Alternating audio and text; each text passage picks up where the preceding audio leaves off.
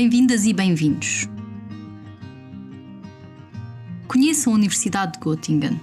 Fundada em 1737, possui uma longa tradição académica.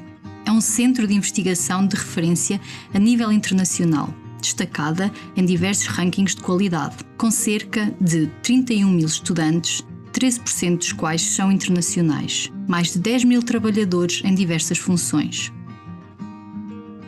A Biblioteca de Direito Penal e Processual Penal Estrangeiro e Internacional foi fundada em 2003, através da iniciativa do professor Dr. Kai Ambos. As grandes áreas temáticas são Direito Penal, Direito Processual Penal, Justiça Penal e Direito Penal Internacional. Conta com mais de 16 mil obras e mais de 100 revistas estrangeiras e internacionais em papel. Mais de metade dos volumes tratam de temas de direito penal latino-americano. O Centro de Estudos de Direito Penal e Processual Penal Latino-Americano. Fundado em 2013, é parte integrante do Instituto de Ciências Criminais da Faculdade de Direito. As principais atividades são projetos de investigação nacional e transnacional, seminários e conferências, escolas de verão, elaboração de livros e artigos académicos. Tem como objetivos promover a investigação das ciências penais e criminológicas na América Latina, fomentar o ensino e a capacitação, Escola Alemã de Ciências Criminais. É um curso compacto sobre direito penal alemão, europeu e internacional, assim como matérias afins. Dirigido a estudantes, investigadores, professores e profissionais das ciências criminais. É lecionada alternadamente em língua castelhana e portuguesa.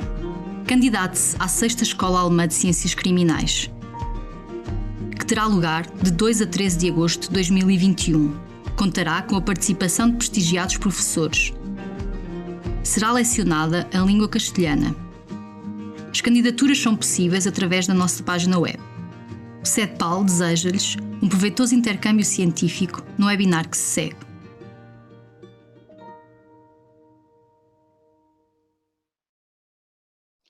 Boa noite desde Alemania, buenas noches.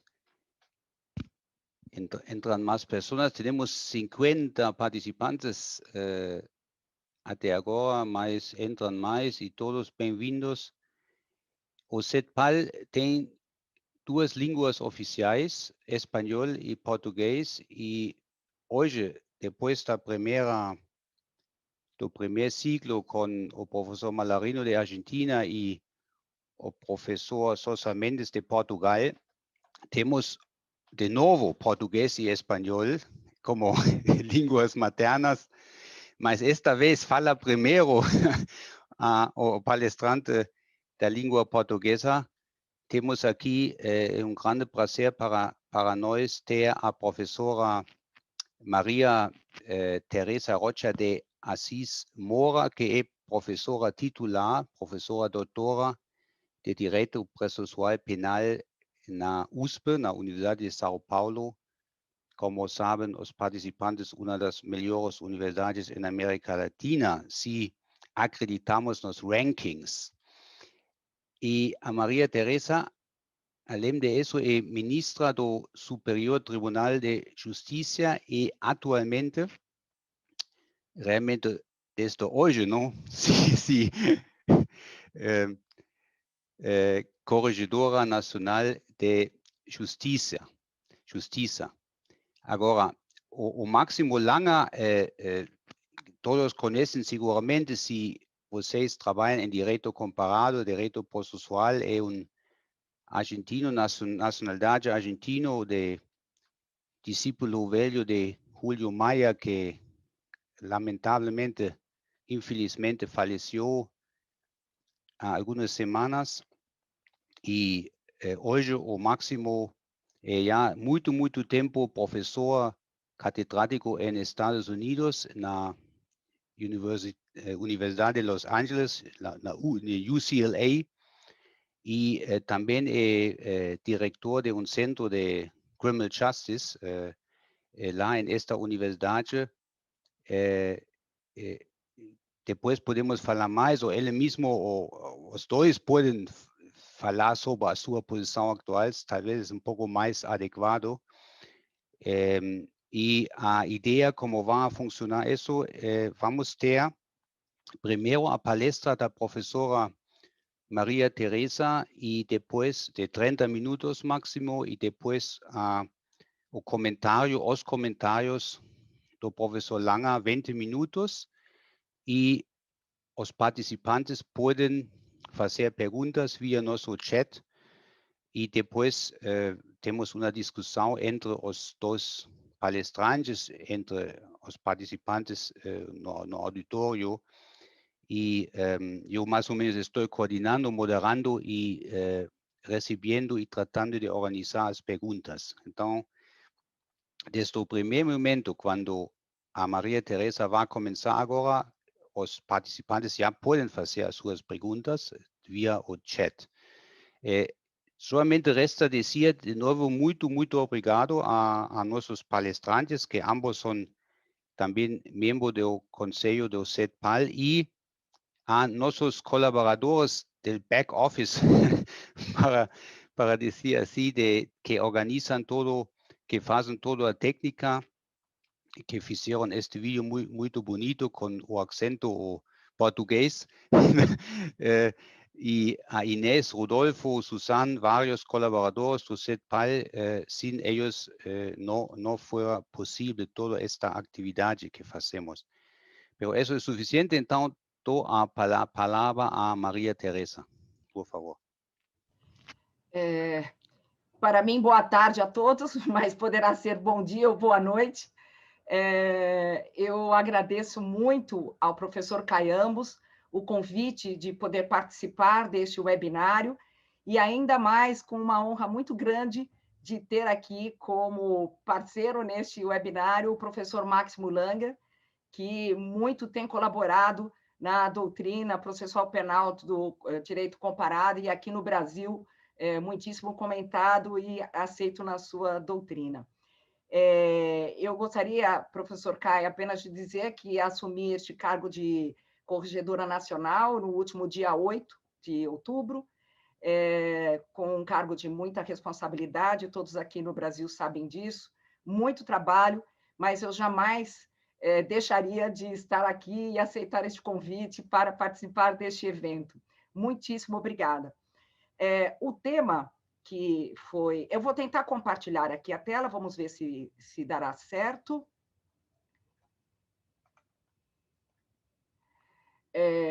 O tema que foi dado diz com o acordo de não persecução penal, e é um tema que tem sido objeto de muita discussão aqui no Brasil, e dentro de um contexto que é o contexto da chamada justiça negocial ou justiça consensual, e que tem ocupado cada vez mais espaço no processo penal e, em especial, também aqui no Brasil.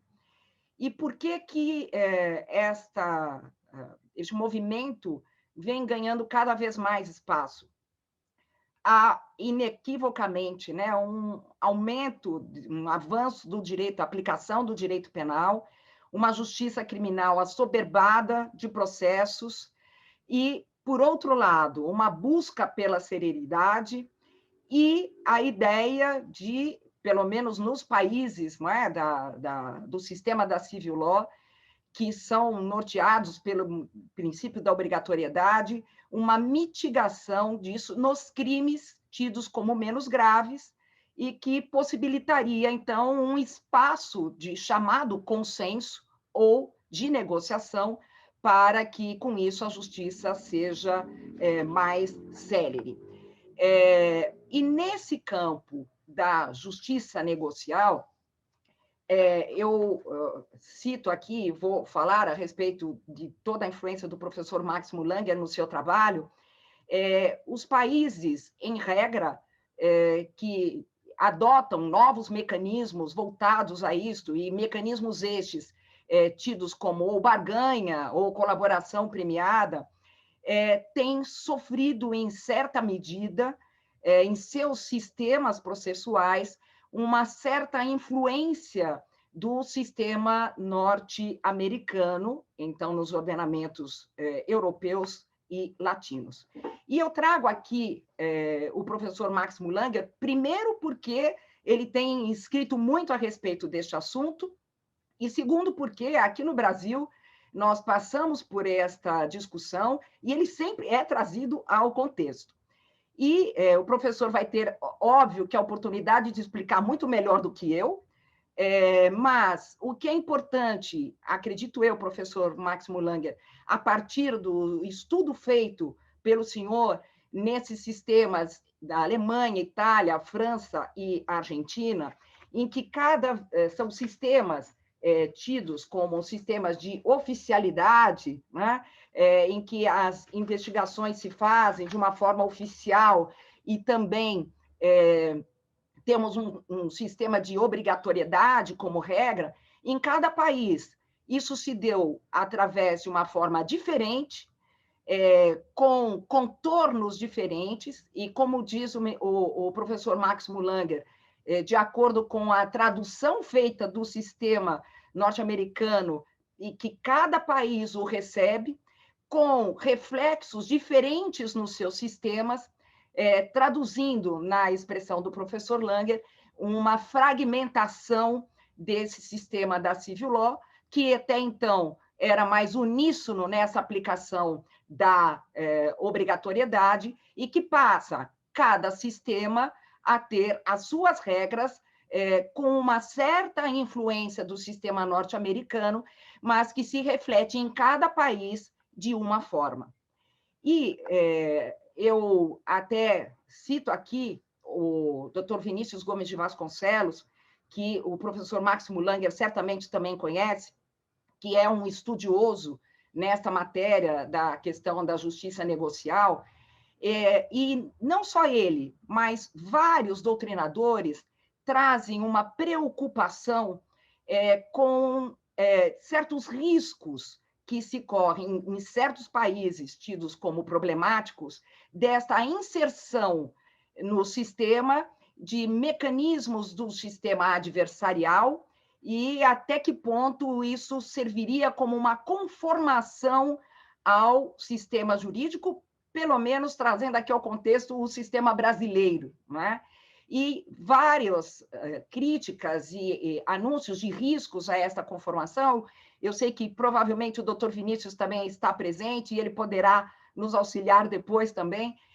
As críticas que se fazem, obviamente, são ligadas a esta possibilidade de ampliação do erro, do subjetivismo nessa consciencialidade, e nós vamos abordar isto ao falarmos do nosso sistema brasileiro, e que traz íncito também um incentivo à utilização da confissão, e o que seria com uma violação dos direitos fundamentais dos averiguados.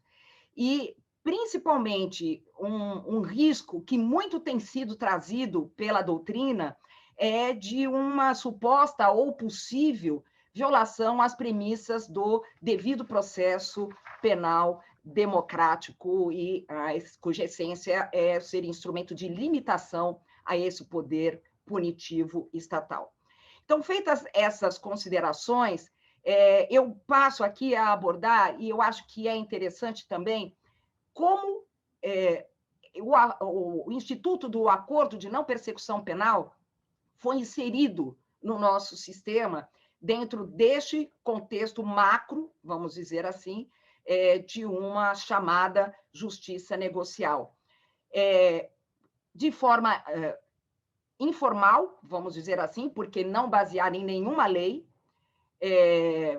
o Ministério Público, através do Conselho Nacional do Ministério Público, baixou uma primeira resolução em 2017, que depois sofreu alterações, nós vamos ver rapidamente, e isto foi a base da lei, para contar, a Lei 13.964, que é o chamado pacote anticrime, que inseriu, dentre outras medidas, o acordo de não persecução penal.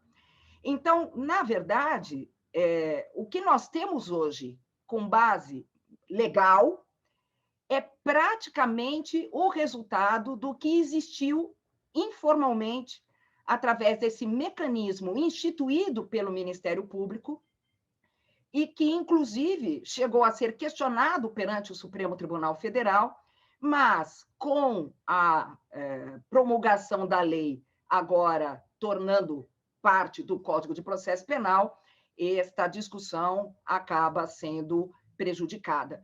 Mas vejam que algo que o Ministério Público que inseriu passou a utilizar, às vezes de forma questionável, praticamente toda ela, com algumas poucas nuances, acabou, então, se convertendo na Lei 13.964. Mas eu trago aqui ao contexto que, embora nós tenhamos essa discussão da justiça negociada, e o professor Langer aqui, muito bem quando diz que cada sistema recebe de uma forma traduzida pelo seu tradutor do seu sistema, nós não fazemos aqui, embora estejamos com esta influência de uma justiça negocial, não temos, a meu ver, no acordo de não persecução penal, nenhuma semelhança total com o Instituto do Plea Bargain do sistema norte-americano.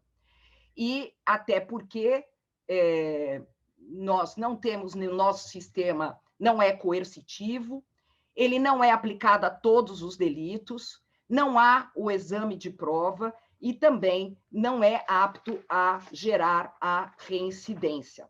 Então, ainda que nós estejamos sofrendo esta influência, vamos dizer assim, porque temos também a delação premiada e outros institutos, e eu trago aqui, enquanto medidas de racionalização do sistema punitivo brasileiro, nós passamos a ter, a partir da Constituição de 88, a partir da Constituição e depois com a Lei 9.099 de 95, a transação penal, depois a suspensão condicional do processo. Nós já tínhamos a suspensão condicional da pena, mas isso já com uma condenação, e a transação impede a existência de um processo, e a suspensão condicional impede a continuidade de uma denúncia oferecida. Nós temos agora o acordo de não persecução penal para as infrações que sejam praticadas sem violência ou grave ameaça e cuja pena mínima seja inferior a 4 anos. Então, qual foi a razão, em termos tidos legais, de inserção do acordo de não persecução penal? O que quem traz em termos de um arcabouço ministerial e agora acolhido na lei, exatamente esses argumentos de uma justiça negocial, porque, de acordo com a nossa Constituição, as diretrizes são muito mais claras da adoção de um sistema acusatório. Nós tivemos no passado a possibilidade, antes até, né, obviamente, da Constituição, inclusive de instauração em determinados e específicos casos da ação penal pela polícia, né? Nós temos economia de gastos, a celeridade na realização da justiça criminal, nesses casos menos graves, e a redução dos efeitos sociais que são prejudiciais, obviamente, com uma imposição da pena. Então, nós temos aqui vantagens e críticas. As vantagens, nós temos um sistema carcerário, um dos maiores do mundo, com mais de 800 mil presos, dos quais 40% são provisórios e 25% são condenados já com execução provisória. Então, a ideia de deixar para o sistema aqueles casos que são tidos como mais graves e, assim, reduzir o número de processos e o número de pessoas presas no nosso sistema. E as críticas a esta posição, obviamente, de um utilitarismo, de um eficientismo, com resultado de mera intenção de redução do acervo, sem que isso represente efetivamente algo de aplicação dos princípios constitucionais e que poderia, dentro daquilo que nós vemos, haver ofensa, inclusive, ao devido processo legal, já que, como nós vamos ver, pressupõe uma confissão daquela pessoa que está investigada.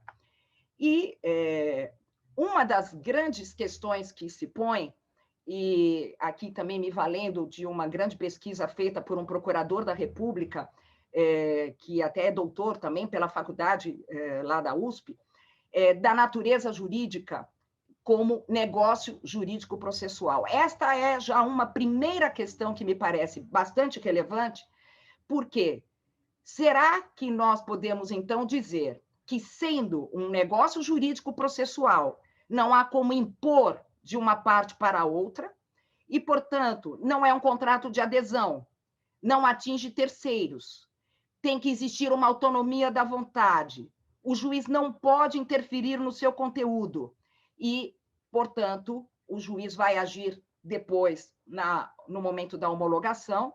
É um negócio que deve aproximar Ministério Público e partes e que, portanto, não haveria que se falar em direito subjetivo ao acordo de não persecução penal.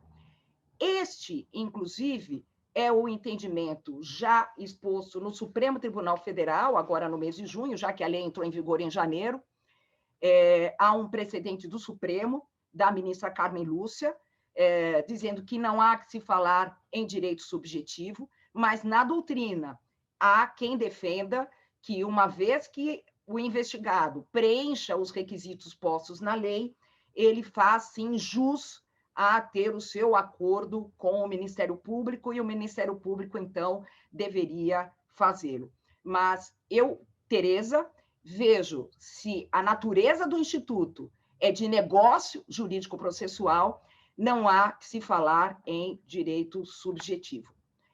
Outra questão que está trazendo muita discussão aqui no Brasil, com relação à doutrina e até mesmo à jurisprudência, diz com a aplicação do direito intertemporal. Por quê? O Instituto foi feito e trazido para a lei para evitar uma ação penal naqueles casos em que, não sendo a hipótese de arquivamento da investigação, o Ministério Público possa propor um acordo ao acusado e, uma vez fechado este acordo, é levado para o juiz. Mas aqui a discussão a lei diz antes do recebimento e do oferecimento até da denúncia, porque é terminada a investigação e não sendo o caso de arquivamento. O que fazer naqueles casos já existentes antes da lei entrar em vigor? Nós devemos aplicar e entender que se trata de uma norma de cunho penal, porque vai levar à extinção da punibilidade, é uma norma de cunho processual, porque vai ser aplicada àqueles casos que estão em andamento a partir da sua entrada em vigor, e, portanto, aqueles que já tiverem oferecido a denúncia não vai caber a sua aplicação, ou nós vamos entender de uma natureza mista, e, a partir daí, nós vamos ter que discutir se aqueles casos em andamento, a eles se aplicaria esta nova lei. Dentro desta discussão, a questão é saber se nós vamos admitir a aplicação aos casos em andamento, qual será o termo final? Será para aqueles casos que ainda não têm a sentença? Aqueles casos em que ainda não tenha o trânsito em julgado? E isto tem trazido, porque a lei não fala, grande discussão. E aqui eu trago que, não só na doutrina, mas na jurisprudência, a questão tem sido muito discutida, a ponto de, no Superior Tribunal de Justiça, haver decisão monocrática dizendo que se aplica até o recebimento da denúncia. Nós temos, da quinta turma, na sexta turma, porque são duas turmas criminais, entendendo que deve sim aplicar a lei nova mais benéfica, ainda na sexta turma, dizendo que a norma tem natureza mista e que, portanto, deve retroagir aos processos não transitados em julgado. Mas o Supremo Tribunal Federal não tem, até agora, pelo visto, entendido assim, no sentido de que o máximo que me parece aceitável na jurisprudência do Supremo, e nós já temos várias decisões, eu trouxe aqui 3 apenas, de não cabimento da aplicação do Instituto após prolatada a sentença. E, com isso, nós passamos a ter alguns marcos, ou seja, antes do recebimento da denúncia, antes da prolação da sentença e antes do trânsito em julgado.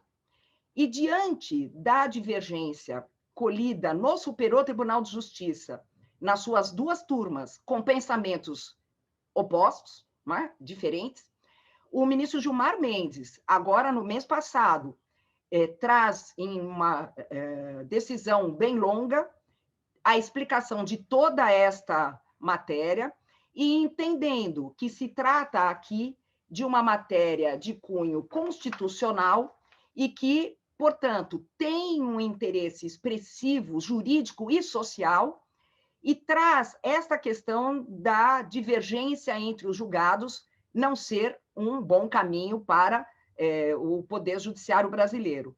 Então, o ministro Gilmar Mendes afetou esta questão que estava posta à turma, a segunda turma, para discussão no Supremo Tribunal Federal pelo seu plenário, para fixar uma tese que deverá ser aplicada, aí sim, para todos, embora aqui, em se tratando de habeas corpus, não sei se terá repercussão geral, mas, de qualquer forma, já será um norte para que se possa aplicar o Instituto. Eu sei que alguns tribunais, nem se falando de Superior Tribunal de Justiça ou Supremo, também estão enfrentando esta divergência interna.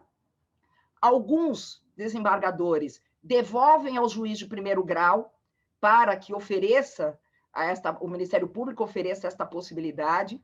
Outros entendem que não. Então, este assunto é um assunto que precisa ter uma definição, porque está causando muita discussão. Então, eu colocaria aqui 2 questões extremamente relevantes que continuam, ao meu ver, em aberto.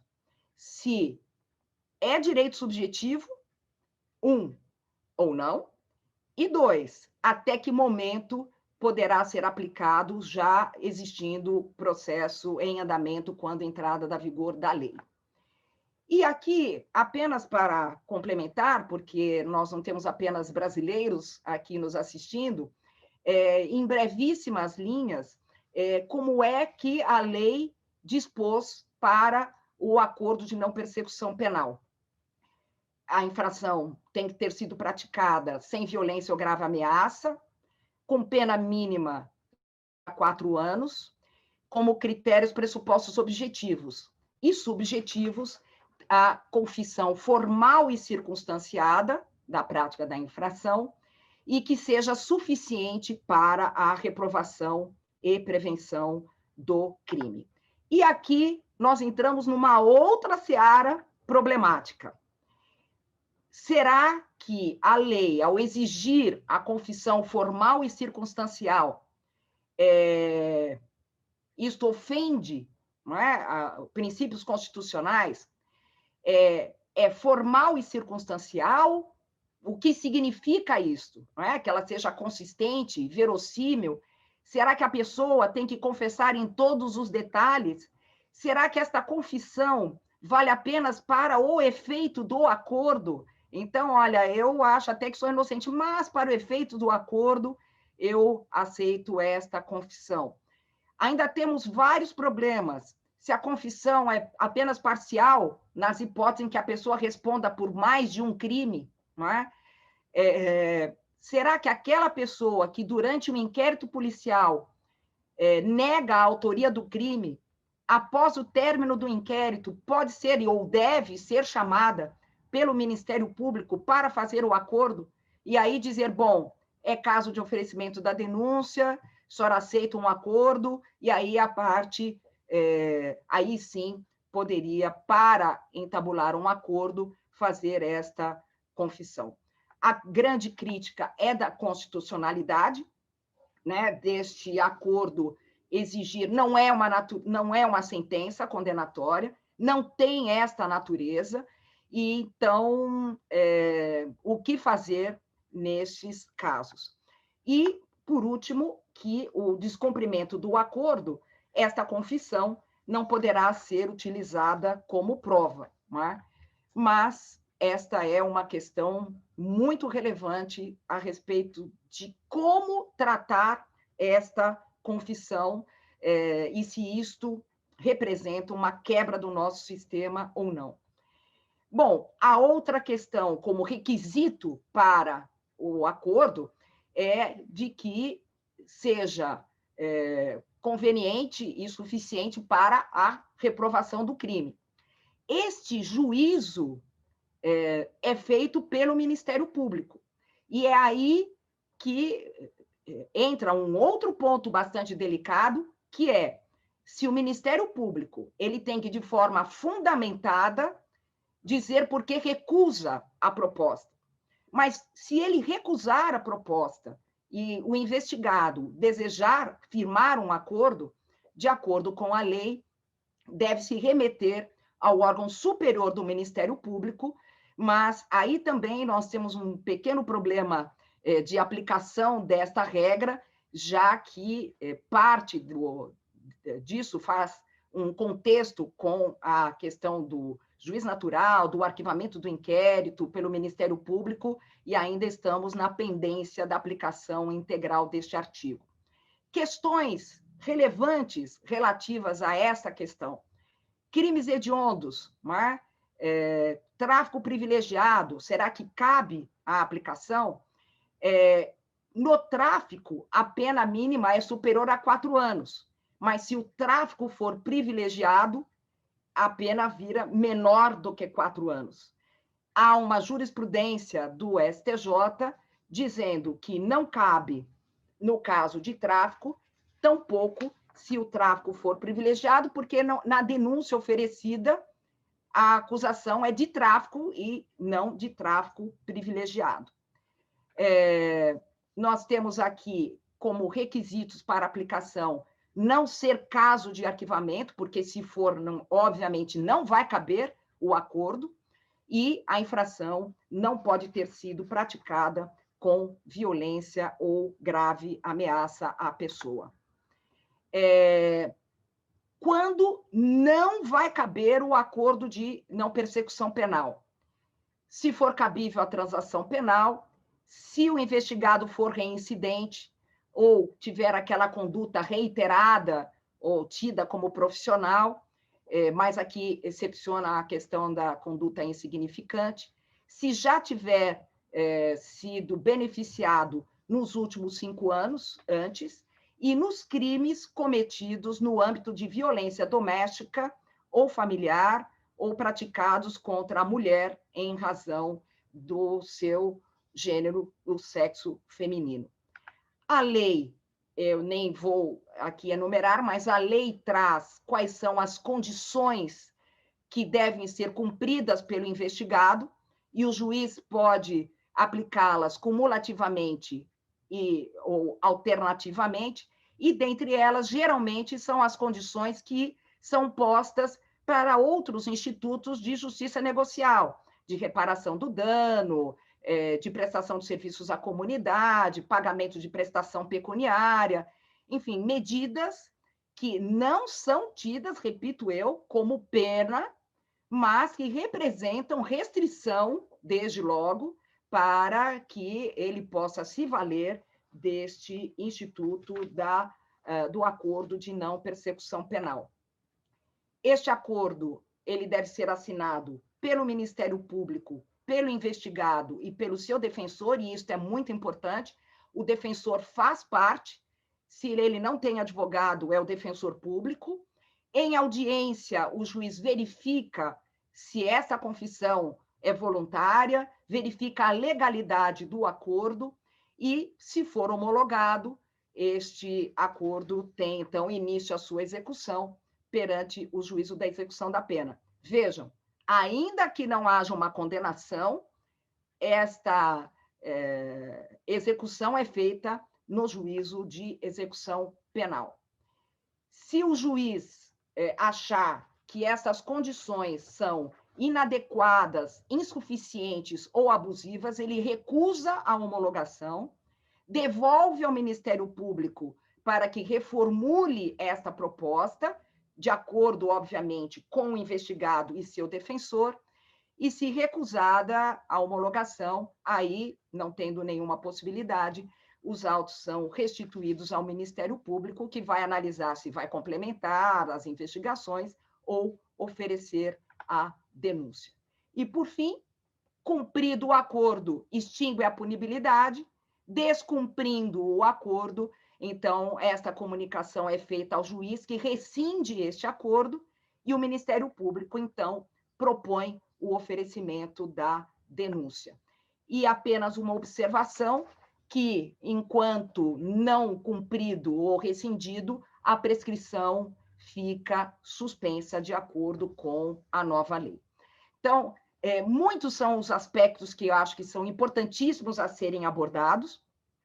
Nós temos muito a discutir a respeito deste assunto, e essas são algumas pinceladas para possibilitarmos o debate, professor Caiambos, para que a gente possa conversar a respeito deste assunto, e tenho certeza que o professor Máximo Langer poderá nos trazer também muitas das suas luzes para esse importante tema nosso. Muitíssimo obrigada, e acho que fiquei em cima do meu tempo. Muito obrigada, professor Caiambos. Não, muitíssimo obrigado. E Maria Teresa, totalmente cumprido com o tempo, não? Estava com o reloj suíço. Agora, vou passar de uma vez a palavra para Máximo. Por favor, Máximo, si puedes hablar en español, porque tenemos algo hispano parlantes y ellos tienen problemas con portugués. Los brasileños entienden perfectamente español. Perfecto. Primero, buenos días a todos. Es la mañana aquí en California, aunque sea la noche o comienzo de la noche en Alemania y la tarde en Brasil. Es un placer estar con todos ustedes aquí. Muchas gracias al profesor Ambos y a CEPDAL por la invitación. Es un honor especial poder comentar sobre la excelente presentación de la profesora y jueza María Teresa Rocha de Asís Moura. La verdad, lo que voy a hacer es hacer algunas reflexiones sobre el acuerdo de no persecución penal en Brasil, aunque, como siempre, digamos, la experta, la conocedora sobre el derecho brasilero es la profesora de Asís Moura.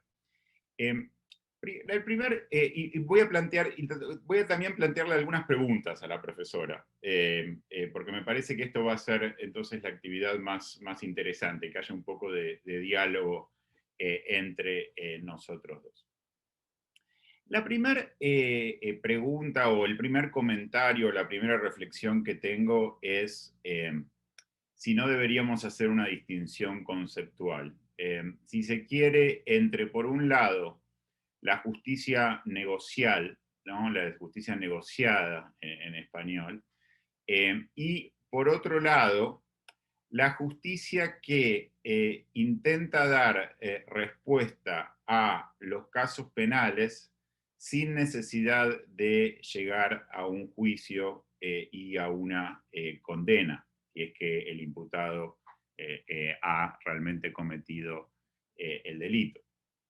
¿Por qué planteo esta distinción? Me parece que conceptualmente son dos cosas muy distintas. La justicia negocial, bueno, implica una negociación entre dos partes.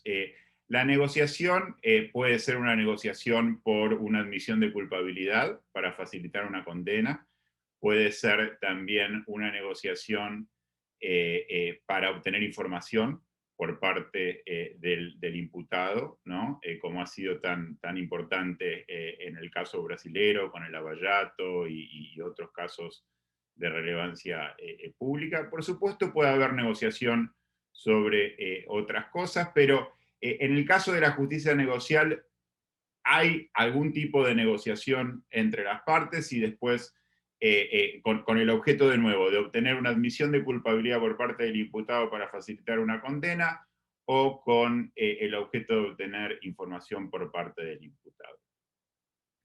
El segundo tipo de justicia no necesariamente implica negociación. Uno puede dar una respuesta a los casos penales sin necesidad de llegar a un juicio y sin necesidad de una condena, sin que haya ninguna negociación en el caso. Por supuesto que en los dos tipos de institutos es posible que el imputado tenga que dar su consentimiento formal, pero creo que es importante distinguir el consentimiento formal del imputado de una negociación, porque una negociación supone, digamos, una conversación sobre los términos del acuerdo, mientras que el consentimiento formal del imputado puede que puede que sea dado en un marco en donde no hay ningún lugar para negociar nada, en un lugar donde no hay negociación nada.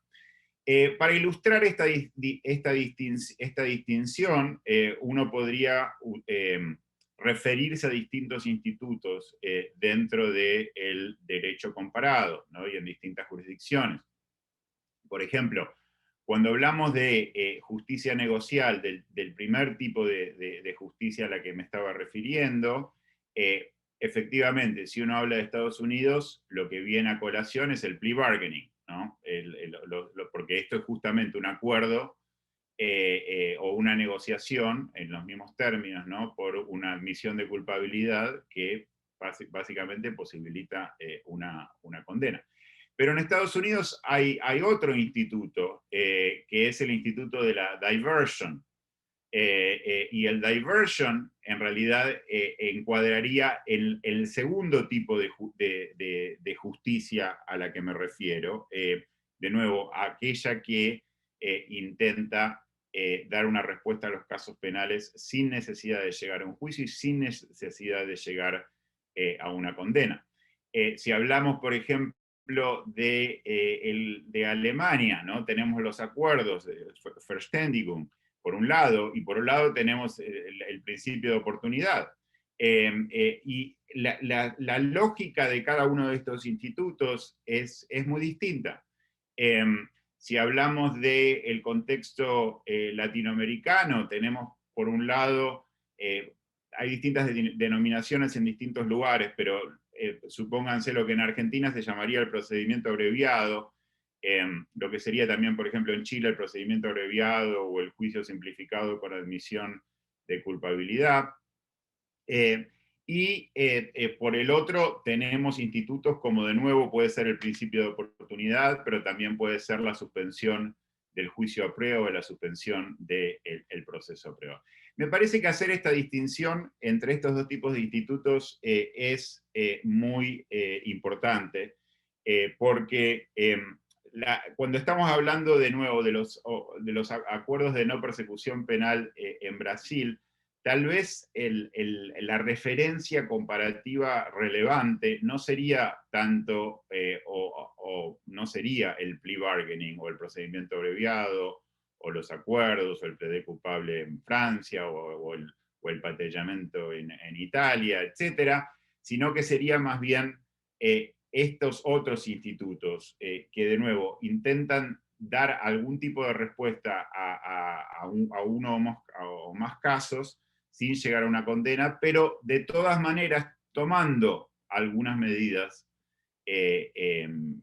con relación al caso y con relación al imputado. Entonces, esa es una primera distinción que quería hacer, que me parece muy importante en este sentido. La distinción es importante jurídicamente, porque hablamos de institutos jurídicos muy importantes. Es muy importante desde un punto de vista de política criminal, es muy importante también para identificar cuáles son los posibles beneficios y los posibles problemas de cada uno de estos institutos. Y creo que también es muy importante para realizar estudios empíricos para saber cómo los institutos funcionan en la práctica y qué problemas y fortalezas pueden presentar. ¿Por qué digo esto? Bueno, y acá viene una segunda, el primero es una reflexión, pero de nuevo es una pregunta también para la profesora, ¿no?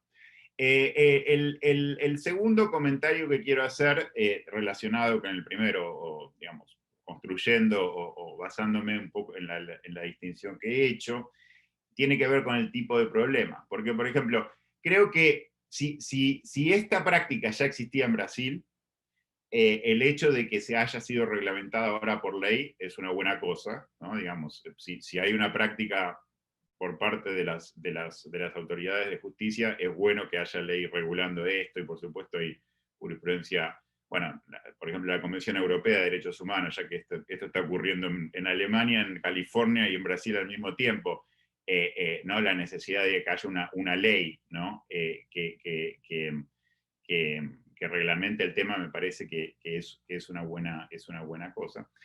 Pero la introducción de este segundo tipo de institutos plantea una serie de problemas, algunos de los cuales son distintos que los del primer tipo de institutos.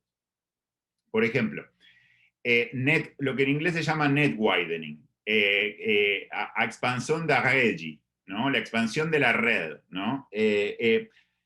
¿Cuál es uno de los riesgos de introducir estos institutos? Bueno, el instituto se introduce, supónganse que el sistema está produciendo 100 condenas penales y está, de cada 100 condenas penales que produce, antes desestimaba 1000. Estoy inventando el número, ¿no? Pero simplemente para ilustrar, desestimaba 1000, ¿no? Bueno, es que luego de la introducción del instituto, la reducción de condenas penales realmente disminuye y pasamos a tener, supónganse, 50 condenas penales, 1000 casos desestimados sin condiciones y 50 casos desestimados con condiciones. ¿O es que pasamos a un escenario en donde, por ejemplo, podemos llegar a tener las mismas 100 condenas penales de antes, y ahora de los 1000 casos que antes se desestimaban sin condiciones, ahora se desestiman con condiciones? Supóngase un buen porcentaje de ellos. Y si esto ocurre, entonces en realidad este instituto, que en teoría es introducido para despenalizar, para dar una respuesta menos punitiva a los casos penales, lleva en la práctica a un sistema penal que es más punitivo, porque tenemos el mismo número de condenas penales y ahora tenemos personas que antes no estaban sujetas a ninguna condición, que hasta ahora están sujetas a condiciones, que formalmente no son penas, pero son, sin lugar a dudas, cargas o imposiciones sobre los arguidos, los imputados. Entonces, esto es un ejemplo de lo que digo, y esto también de lo que decía antes de la importancia de la distinción conceptual, pero también es una pregunta específica para Brasil, porque tal vez no hay suficientes elementos empíricos todavía para evaluar esto, tal vez no hay producción de datos, pero me parece, profesora y jueza, que sería muy importante estudiar este tema y seguir este tema en Brasil en este momento, porque, de nuevo, los efectos de una reforma como esta pueden en realidad ir en el sentido contrario a lo que en teoría han sido los fines para la introducción de la reforma. En este sentido, y esto es un tercer comentario, pero que también construyendo sobre el segundo, me parece que sería muy importante poder estudiar esto empíricamente. Uno de los grandes problemas que tienen los sistemas latinoamericanos, pero no solo los sistemas latinoamericanos, es un problema que tenemos en muchos lugares alrededor del mundo, es que no sabemos realmente cómo funcionan los sistemas. Por supuesto que los jueces, los abogados, los procuradores, el Ministerio Público, etcétera, conocen sus casos individuales, pueden tener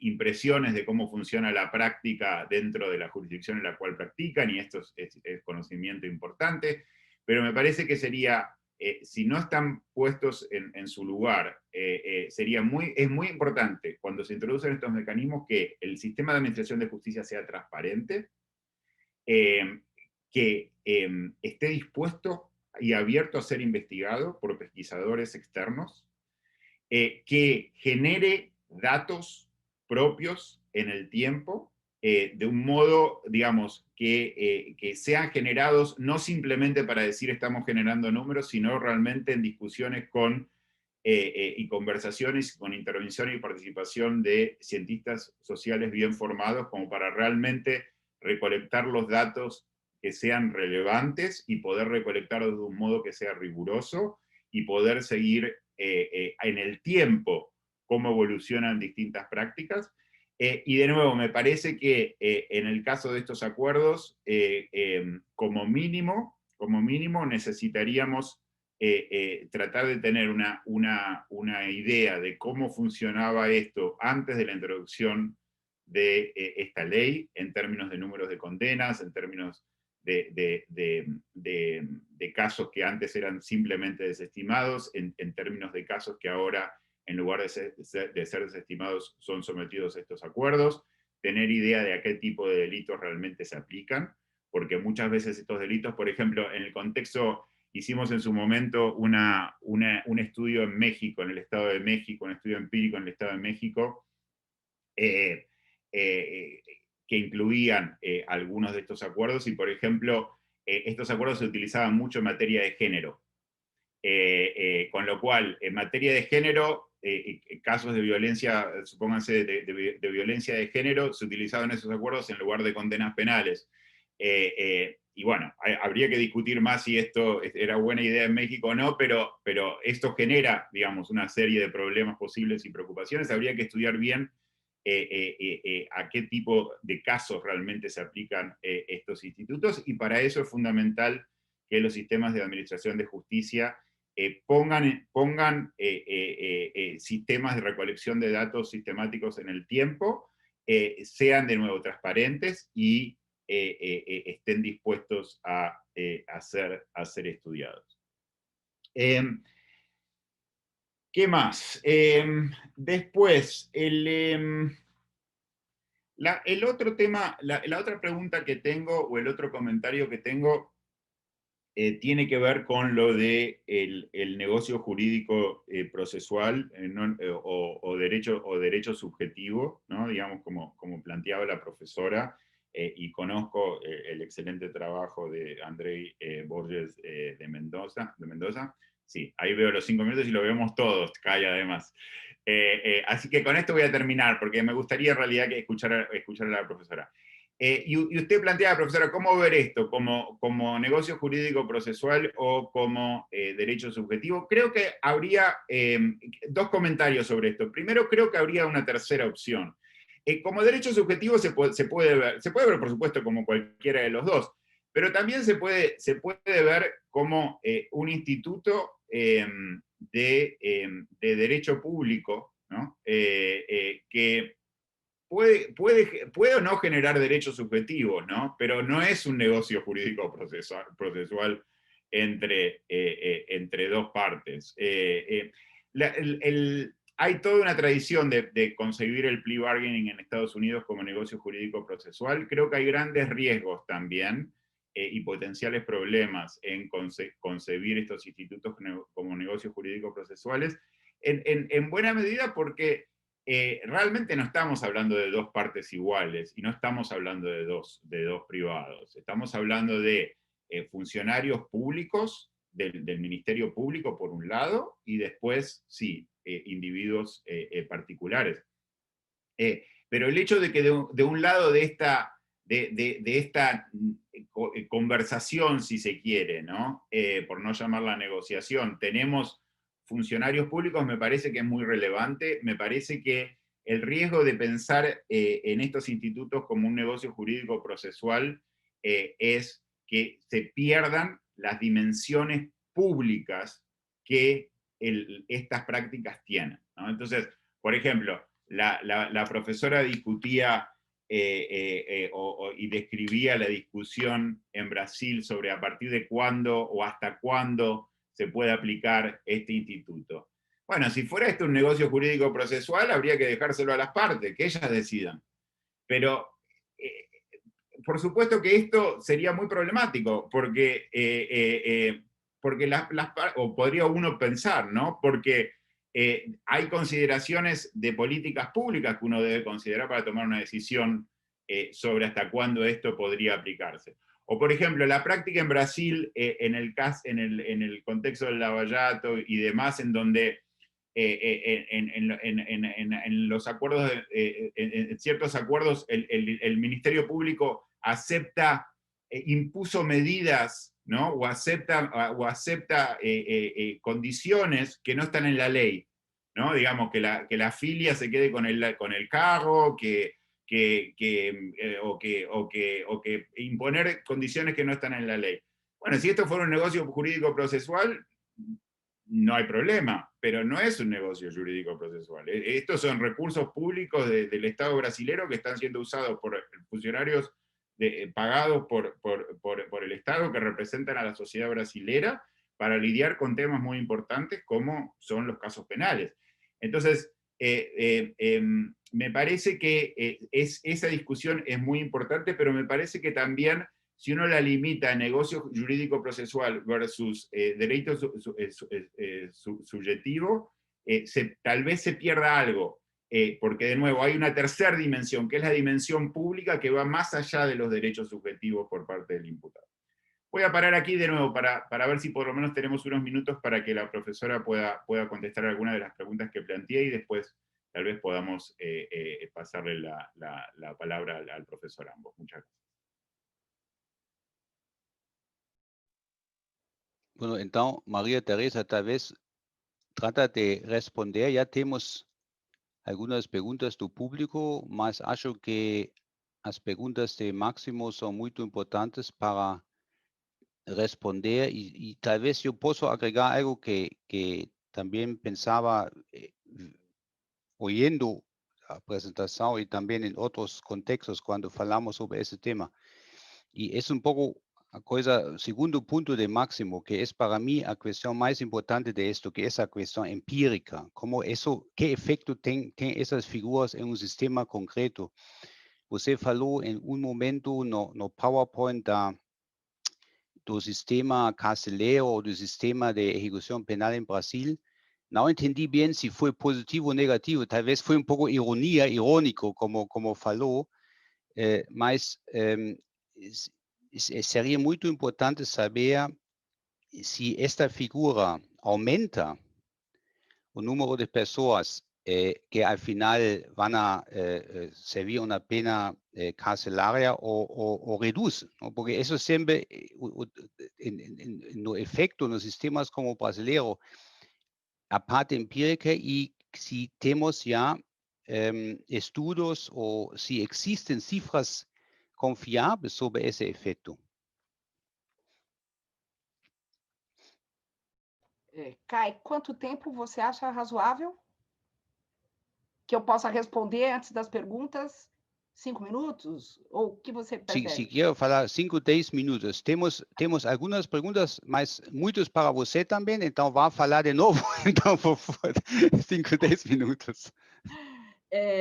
Eu vou começar, Kai, pela sua pergunta. Quando eu me referi à questão da execução penal, é porque, dentro da visão do acordo de não persecução penal, não há uma condenação. E ele evita a existência de um processo em determinadas condições. E evita o encarceramento de pessoas que poderiam vir a ser condenadas por estes crimes e estarem na prisão. Esta é a justificativa. Agora, o que eu quis dizer é que pode até ser de forma irônica na lei que o acordo vai ser cumprido através do juiz da vara das execuções. Quer dizer, nós não temos uma condenação, mas quem controla o acordo é o juiz da vara das execuções. Então, dentro da crítica que se faz ao Instituto, não é? Por aqueles que criticam, acham que está se violando o devido processo legal, porque se está impondo essas condições do acordo, mas que cabe o seu controle ao juiz da vara das execuções, e não ao juiz do processo. Não é? Esta é uma observação. Outra observação é o seguinte: o Instituto entrou em vigor em janeiro deste ano. A ideia posta para o Instituto é de menos pessoas na prisão. Mas, professor Caiambos e professor Máximo Langer, nós ainda não temos, pelo menos não tenho conhecimento disso, condições de avaliar concretamente se isto resultou em efetiva diminuição das pessoas no cárcere, porque nós temos 800 mil pessoas presas aqui.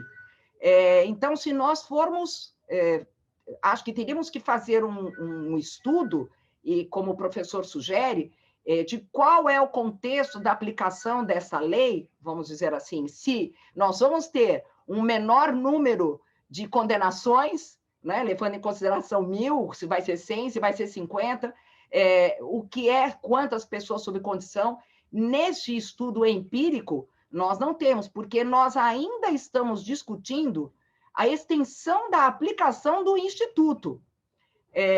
Nós temos aqui essa discussão, se será que ele pode ser aplicado até a sentença ou não, mas no seguinte contexto, professor Langer e professor Kai, naqueles casos em andamento, quando na entrada em vigor da lei, se eu poderia aplicar a lei já para aqueles casos em que já haja o oferecimento da denúncia, porque pela letra da lei é para casos em que ainda esteja na fase de investigação antes do oferecimento da denúncia.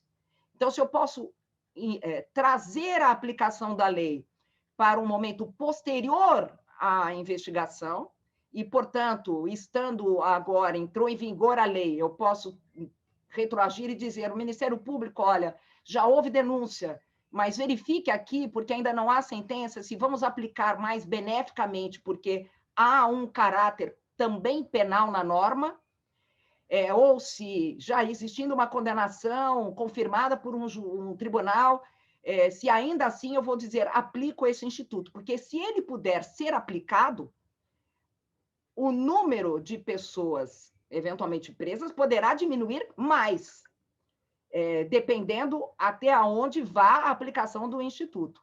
Não é? Então, nós não temos ainda esse estudo, pelo menos do que eu saiba. Há grandes universidades e institutos que costumam se dedicar à pesquisa.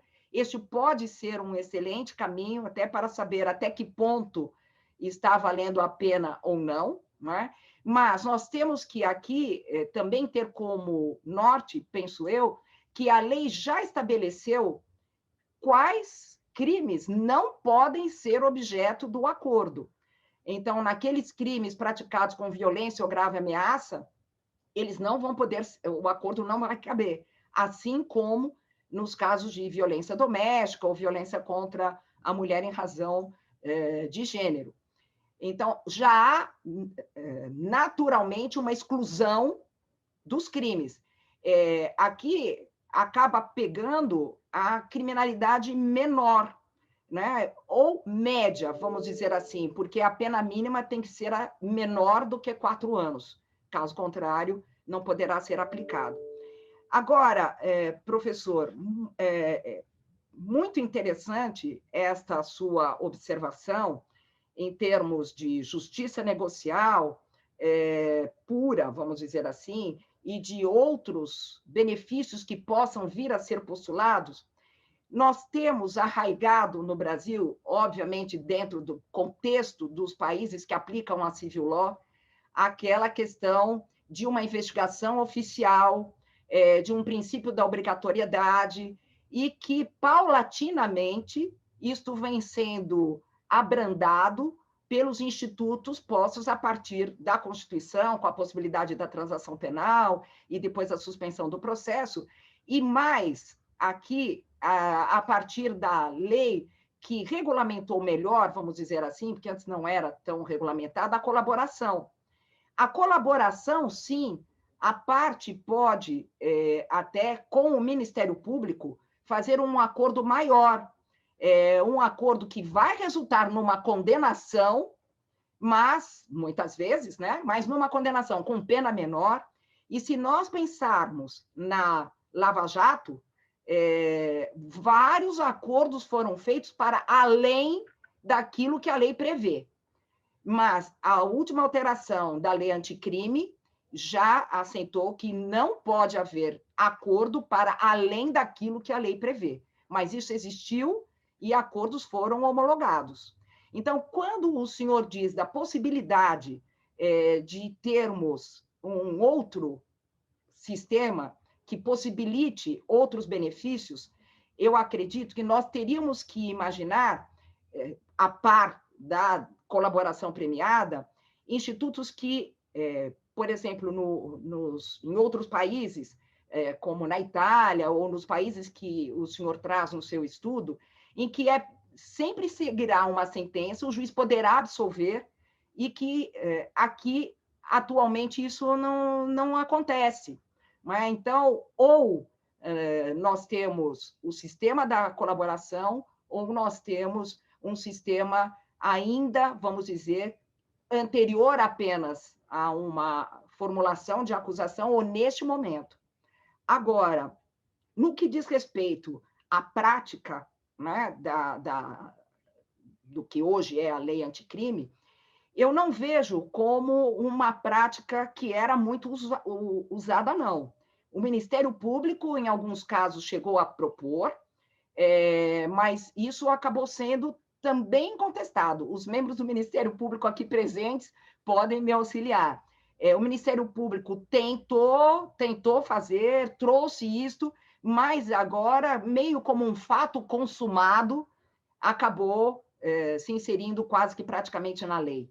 Não é? Mas não foi assim uma prática de muitos anos, porque a primeira foi em 2017, alterada em 2018, e a lei veio em 2019. Mas eu acho que veio muito mais a reboque, porque o Ministério Público queria inserir isso na lei, e acabou isso vindo virar a lei.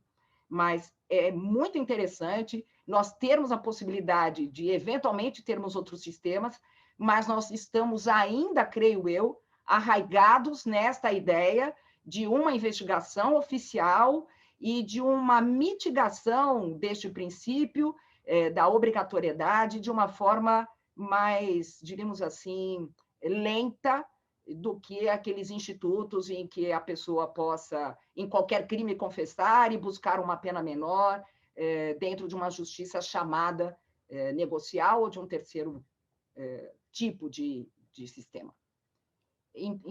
Não sei se ultrapassei meu tempo, Caio, mas eram, em geral, as considerações.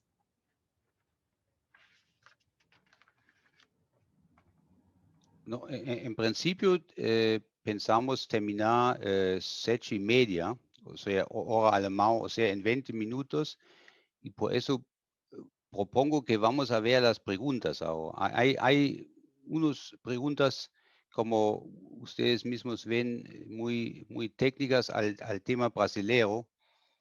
Aquí, por ejemplo, de Martín A. Jora, promotor de justicia de Rio Grande do Sul.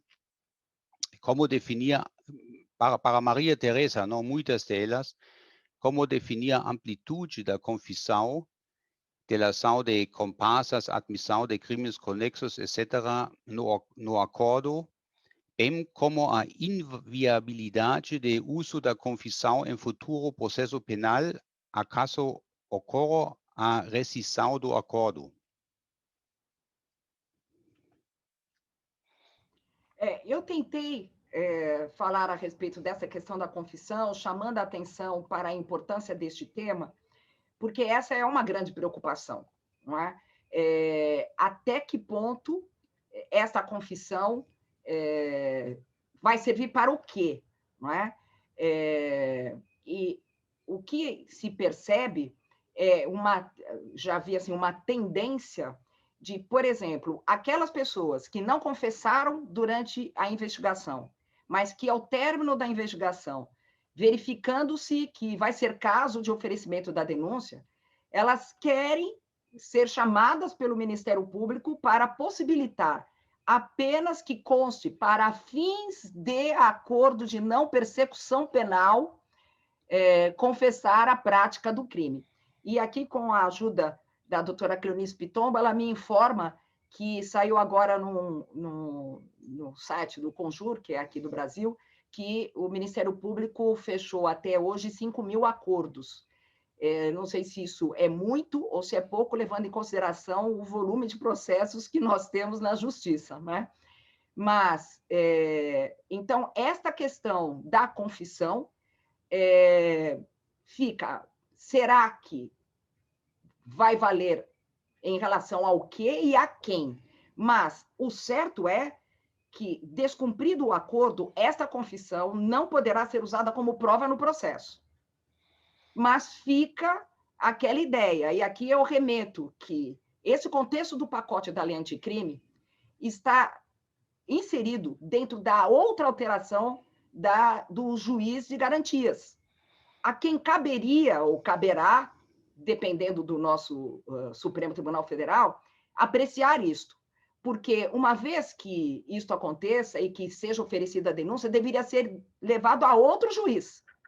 Mas enquanto o juiz de garantias não existe, né, seria até agora o mesmo juiz, mas não poderia ser levado. Agora, em relação a terceiros, o que se imagina não atinge terceiros. Então, o acordo é em relação a ele, não é uma colaboração premiada, mas sim um acordo em relação àquela pessoa investigada, né? Mas a exigência da confissão tem trazido muito desconforto para a aplicação do Instituto pela Defesa. Outra pergunta, Maria Teresa, do Diego Reis, de Recife, promotor também. Talvez você pode ver, tem que ver com a imparcialidade judicial. Se o juiz sabe de uma confissão, após o descumprimento do acordo, etc. Você vê a pergunta, não? Talvez pode responder. De Diego Reis. Dentro daquilo que eu acabei de falar, o juiz que teve contato, pela letra da lei, da forma como foi trazido, esse juiz não tomaria contato, porque a quem caberia fazer o acordo na fase de investigação perante o juiz de garantias. Mas isso está suspenso, por hora, no Supremo Tribunal Federal. Então, a ideia é que o juiz não se contamine com isto, não é? E que, portanto, não seja ele o juiz, se for oferecida depois a denúncia. Ok. Depois, en el otro FEA, temos várias perguntas também de colegas de Brasil. Luciana Bauer gostaria de saber se o juiz de garantias não seria fundamental para implementarmos no Brasil mais acordos criminais, uma vez que vimos muita manipulação de prisões para forçar delações e acordos, em especial na Lava Jato. Sim, foi até o que eu disse. A ideia que está posta na lei é de que isso se faça perante o juiz de garantias. E, portanto, isso seria importante, não é? Nesse momento. Agora, por enquanto, não está, a lei, nesse ponto, está em suspenso e, portanto, quem está fazendo é o juiz que cuida dessas medidas no inquérito e, dependendo no Brasil, há diversas formas. Só para exemplificar, em São Paulo existe uma forma de juiz de garantias prevista para determinados crimes. Mas a ideia é ótima, de que seja com a aplicação do juiz das garantias, sem dúvida. Mirella Aguiar, procuradora da República, pergunta que acha Maria Teresa sobre o conteúdo das cláusulas do Acordo de Não Persecução Penal? É possível qualquer cláusula restritiva de direitos ou que imponha obrigações desde que não ofenda a dignidade da pessoa humana? Doação de sangue, por exemplo. A ideia é que o juiz, na audiência, examine este acordo para ver das suas condições e estabelecer se essas condições são condições dentro da lei, e eu tenho para mim, não é possível uma cláusula que seja ofensiva à dignidade da pessoa humana. Quer dizer, há que se estabelecer condições que sejam cumpridas, né? Obviamente. Bem, antes de entrar a perguntas mais amplias de pessoas não brasileiras, onde também Máximo pode intervir de novo, aqui tenho dois mais de brasileiros. Primeiro, o já citado Vinícius Vasconcelos, que em primeiro lugar dá las gracias a ser citado, ¿no? Y después pergunta, muitos disseram parabéns a Máximo e a Maria Teresa, então temos muitos cumprimentos, mas não quero repetir todos por razões de tempo. Então, o Vinícius disse as observações do professor Langer são pertinentes, pois realmente é problemático aceitar a definição simples como negócio jurídico. Contudo, como controlar a vontade do Ministério Público para propor ou não o acordo? O juiz poderia assegurar o acordo e a redução da pena mesmo contra a vontade do Ministério Público? Pergunta, Maria Teresa. Bom, Vinícius, eu vou dizer que você está quase naquela categoria de perguntas do que chamamos aqui no Brasil de fogo amigo, não é? Da pessoa que é muito competente, sabe a resposta e deixa o outro em situação embaraçosa, né?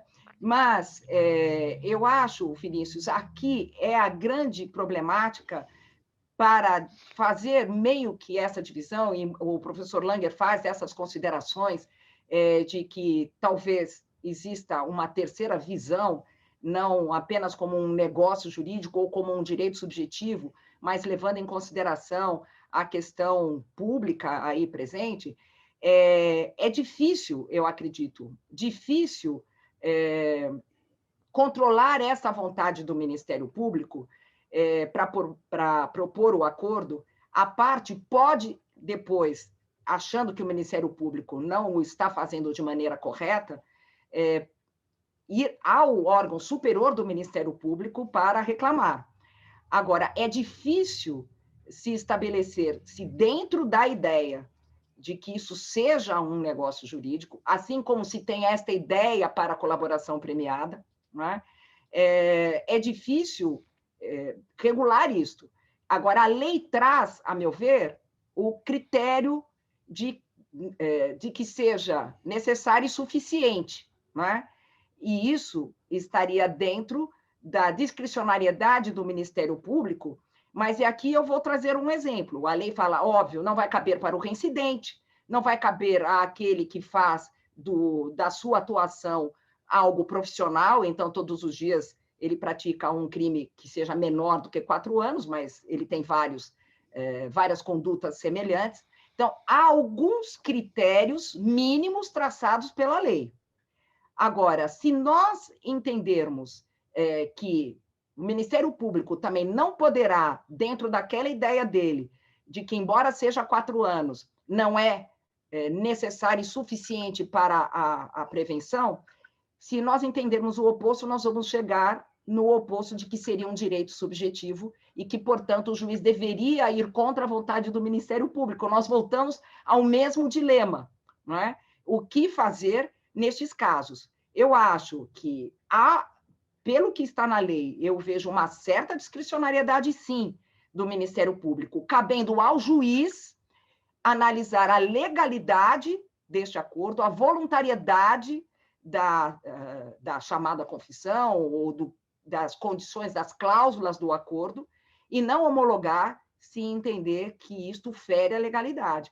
Agora, fica um espaço, sem dúvida, fica um espaço aberto daquilo que se diz, olha, o Ministério Público pode dizer eu não quero, e como fazer, leva para o órgão superior do Ministério Público. Mas, para além disso, é difícil, ¿no? ¿Puedo decir algunas cositas sobre esa pregunta porque me parece importante? Hay distintas dimensiones, no quiero hablar del caso brasilero en particular porque, de nuevo, digamos, Brasil debe ser interpretado por la comunidad y la ciudadanía brasilera, el derecho brasilero. Pero tengo algunas reflexiones sobre este tema. Primero, sobre derecho subjetivo o no derecho subjetivo, si no recuerdo mal, en el caso italiano, en el caso del patteggiamento en Italia, el imputado, al menos en cierto momento, no sé cómo está la jurisprudencia italiana al día de hoy, pero tenía derecho a entrar a un acuerdo aún sin, según alguna jurisprudencia italiana, aún sin consentimiento del Ministerio Público. O sea que hay precedente de eso dentro del derecho comparado. Segundo, supóngase un caso en donde tenemos un miembro del Ministerio Público que es racista, o que es sexista, o que es xenófobo. Y entonces tal vez conscientemente, tal vez inconscientemente, pero entonces no acepta acuerdos con personas de cierta raza, o personas de cierto género, o personas de cierta nacionalidad, o personas de cierta orientación sexual, etcétera, etcétera, etcétera.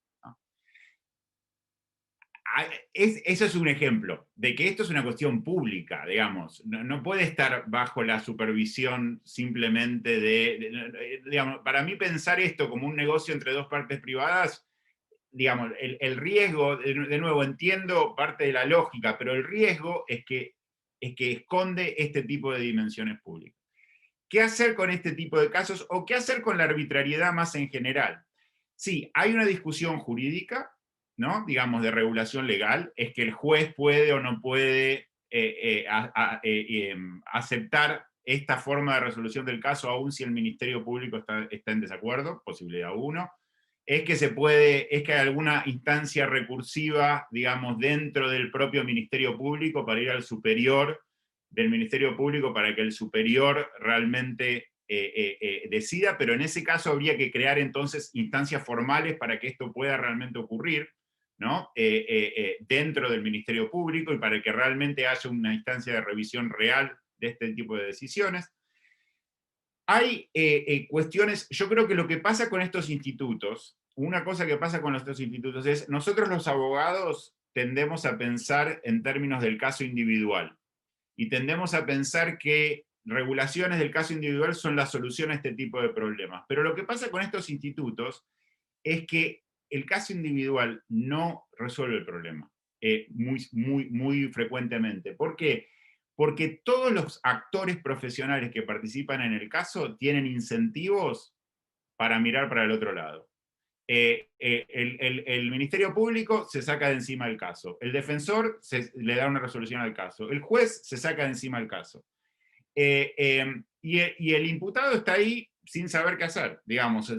Entonces, la otra, por eso insisto mucho yo aquí en lo de el estudio sistémico, la recolección de datos, la transparencia, estar abierto, que la justicia esté abierta a ser estudiada por pesquisadores, porque hay cuestiones sistémicas a estudiar en la práctica de estos institutos, y problemas que solo se pueden identificar y solucionar si son abordados de modo sistémico, no respecto del caso individual, sino de modo sistémico. Y esta es una forma que, de nuevo, naturalmente los abogados no tenemos, ni por formación ni por inclinación, y que me parece que es central para poder realmente controlar que estos institutos realmente no sean usados arbitrariamente y puedan realmente lograr los objetivos por los cuales fueron introducidos.